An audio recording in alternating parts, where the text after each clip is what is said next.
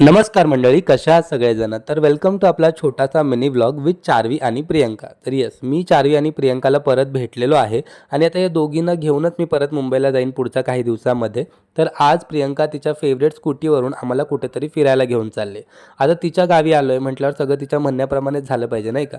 त्यामुळे सगळ्यात पहिले आम्ही गेलो चार्वीच्या आजोबांच्या म्हणजेच माझ्या सासरी बुवांच्या शेतावरती. तिकडे आजोबा मस्त शेताला पाणी देत होते आणि तिकडचं हे खळखळतं पाणी, मस्त असं वातावरण बघून आपण मुंबईला किती डेड आयुष्य जगतो याची जाणीव मला झाली. पण असो, किती डेड असलं तरी आपणच चूज केलेलं ते लाईफ आहे. मग आम्ही गेलो चार्वीच्या मामाच्या दुकानावरती, जिकडे मम्मीप्रमाणे चार्वीला स्कूटी चालवायची होती. मस्त अशी स्कूटी चालवून झाल्यानंतर मग आम्हाला करायचं होतं आमचं मेन काम, ज्याच्यासाठी आम्ही आलो होतो. तर आज चार्वीच्या कानातले जे इयरिंग्ज होते ते आम्हाला चेंज करायचे होते.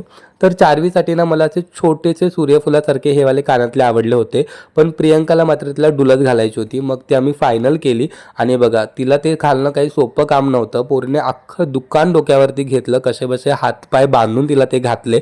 आता ते एवढी रडारड केली म्हटल्यावर तिच्या फेवरेट गोष्टी तिला खायला दिलाच पाहिजेत.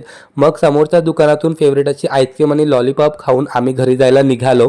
पण आम्ही घरी जायच्या आधीच पावसाने हजेरी लावली होती आमच्या स्वागतासाठी आणि सगळं वातावरण एकदमच भारी झालं होतं. पण या वातावरणापेक्षा सुद्धा जे भारी होतं ते होती चार्वीची ही स्माईल. आणि आजच्या ब्लॉगचा शेवट मस्त असा गरमागरम चहा पिऊन झाला. चला आता भेटूया उद्या. Bye bye.